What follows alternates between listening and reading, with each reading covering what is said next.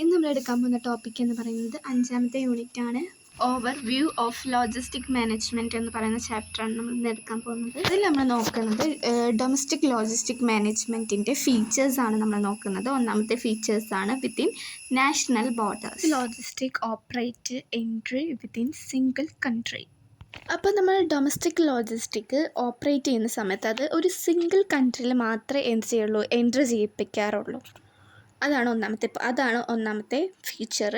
രണ്ടാമത്തെ ഫീച്ചറാണ് efficient movement. Efficient is a key in ലോജിസ്റ്റിക്കിലൊരു കീ ആണ് എഫിഷ്യൻറ്റ് എന്ന് പറയുന്നത്.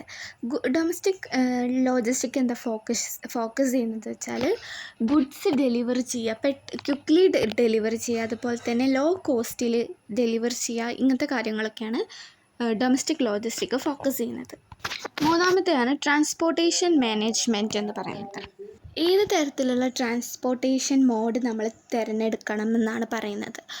ഇപ്പോൾ റോഡ് വേ ആണോ, റെയിൽവേ ആണോ, വാട്ടർ വേ ആണോ, എന്തിൻ്റെ ബേസിലാണ് നമ്മൾ ഇങ്ങനത്തെ ട്രാൻസ്പോർട്ടേഷൻ മോഡ് തിരഞ്ഞെടുക്കുക എന്ന് വെച്ചാൽ ഡിസ്റ്റൻസ്, അതുപോലെ തന്നെ ടൈപ്പ് ഓഫ് ഗുഡ്സ്, കോസ്റ്റ് എന്നതിൻ്റെ അടിസ്ഥാനത്തിലാണ് നമ്മൾ ഏത് ട്രാൻസ്പോർട്ടേഷൻ മോഡ് യൂസ് ചെയ്യണമെന്ന് നമ്മൾ തീരുമാനിക്കുന്നത്. നല്ല ഡിസ്റ്റൻസ് ഉള്ള സ്ഥലങ്ങളിലേക്ക് നമുക്ക് കുറേ ഗുഡ്സ് എത്തിക്കണമെങ്കിൽ നമ്മൾ റെയിൽവേ, ഷിപ്പൊക്കെ യൂസ് ചെയ്യാം. എന്നിപ്പോൾ ചെറിയ ഗുഡ്സും വലിയ ഡിസ്റ്റൻസും ഒന്നും ഇല്ലെങ്കിൽ നമുക്ക് 2 വീലറൊക്കെ യൂസ് ചെയ്യാം. നാലാമത്തെയാണ് warehousing and inventory.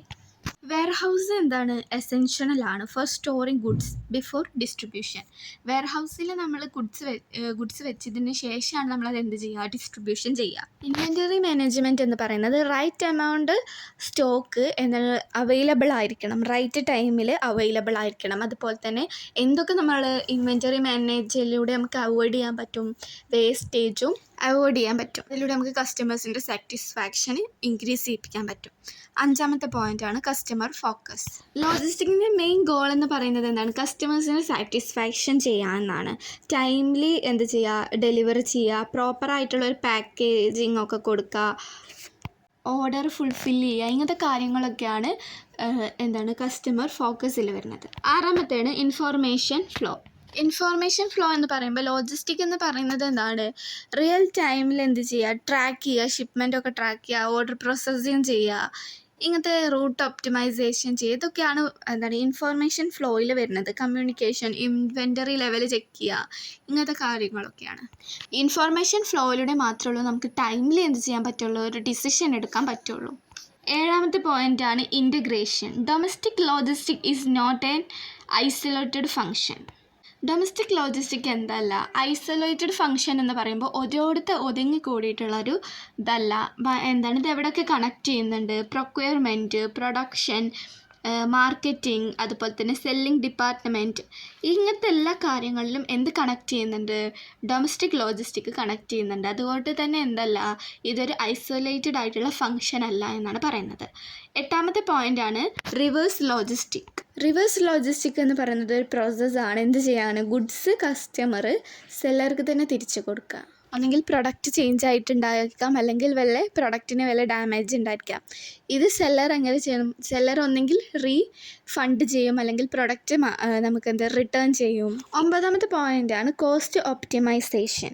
Domestic logistic എന്താണ് ഫോക്കസ് ചെയ്യുന്നത്, റെഡ്യൂസ് ചെയ്യുക, ഓപ്പറേഷനിൽ വരുന്ന കോസ്റ്റൊക്കെ എന്ത് ചെയ്യാണ്, റെഡ്യൂസ് ചെയ്യുക, കുറക്കുക. അതിലൂടെ ഇമ്പ്രൂവ് ചെയ്യിപ്പിക്കുന്നുണ്ട് ഫ്ലൂവൽ എഫിഷ്യൻറ്റ്, അതുപോലെ തന്നെ റൂട്ട് പ്ലാനിങ്, ഇങ്ങനത്തെ കാര്യങ്ങളൊക്കെ വെയർഹൗസ് മാനേജ്മെൻറ്റ്, ഇതിലൊക്കെ വരുന്ന കോസ്റ്റ് എന്ത് ചെയ്യാണ്, കുറക്കുകയാണ് ചെയ്യുന്നത്. 10ാമത്തെ പോയിൻ്റാണ് റെഗുലേറ്ററി കംപ്ലയിൻസ് ആണ്. ലോജിസ്റ്റിക് ഓപ്പറേഷൻസ് മസ്റ്റായിട്ട് എന്ത് ഫോളോ ചെയ്യണം, ഇൻ്റർനാഷണൽ ലോസും അതുപോലെ തന്നെ റെഗുലേറ്ററീസും. അതെന്തായിട്ട് റിലേറ്റ് ചെയ്യുന്നത്, റെഗുലേറ്ററീസ് റിലേറ്റ് ചെയ്യുന്നത് ട്രാൻസ്പോർട്ടേഷൻ, ലേബർ, സേഫ്റ്റി, എൻവയോൺമെൻറ്റ് എന്നിങ്ങനത്തെ കാര്യങ്ങളിലൊക്കെ കാര്യങ്ങളൊക്കെ ഫോളോ ചെയ്യണം. ഇതിലൂടെ നമുക്ക് സ്മൂത്തായിട്ടുള്ള ഓപ്പറേഷൻസ് നടക്കാനും അതുപോലെ തന്നെ അവോയ്ഡ് ചെയ്യാൻ പറ്റും, ലീഗൽ പെനാലിറ്റീസൊക്കെ അവോയ്ഡ് ചെയ്യാൻ പറ്റും. അടുത്തത് ഇമ്പോർട്ടൻ്റ് ഓഫ് ഡൊമസ്റ്റിക് ലോജിസ്റ്റിക് മാനേജ്മെൻറ്റാണ് നോക്കുന്നത്. 1ാമത്തെ പോയിൻ്റാണ് എൻഷ്വർ ടൈംലി ഡെലിവറി.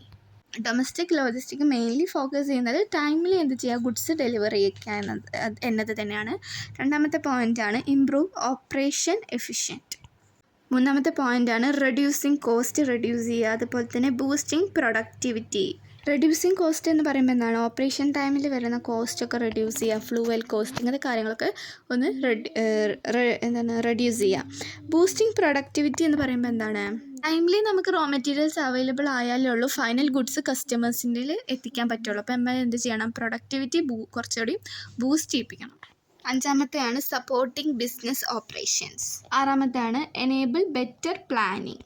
ടൈംലി നമുക്ക് എന്താണ് ഡാറ്റാസൊക്കെ കിട്ടി നമുക്ക് പ്ലാനിങ് നടത്താൻ ഹെൽപ്പ് ചെയ്യും. അതുപോലെ തന്നെയാണ് ഏഴാമത്തെ പോയിൻ്റാണ് എൻഹാൻസിങ് കസ്റ്റമർ സാറ്റിസ്ഫാക്ഷൻ. എന്ന് വെച്ചാൽ ടൈംലി പ്രൊഡക്റ്റ് ഡെലിവർ ചെയ്യുക, ക്വാളിറ്റിയിൽ, അതുപോലെ തന്നെ കുറഞ്ഞ കോസ്റ്റിൽ, പ്രൊമോട്ട് ലോക്കൽ ട്രേഡ്. ഡൊമസ്റ്റിക് ലോജിസ്റ്റിക്കിൻ്റെ സ്ട്രെങ്ത് എന്ന് പറയുന്നത് എന്താണ്, ലോക്കൽ മാർക്കറ്റൊക്കെയാണെന്നാണ് പറയുന്നത്. അവിടെ നമുക്ക് ഈസിലി എന്ത് ചെയ്യാൻ പറ്റും, മൂവ്മെൻറ്റ് ചെയ്യാനൊക്കെ പറ്റും. ഒമ്പതാമത്തെയാണ് ഇംപ്രൂവിങ് ഇൻവെൻറ്ററി മാനേജ്മെൻറ്റ് എന്ന് പറയുന്നത്. ലോജിസ്റ്റിക് എന്തിന് ഹെൽപ്പ് ചെയ്യുന്നുണ്ട്, മെയിൻറ്റെയിൻ ചെയ്യാനായി പറ്റുന്നുണ്ട്.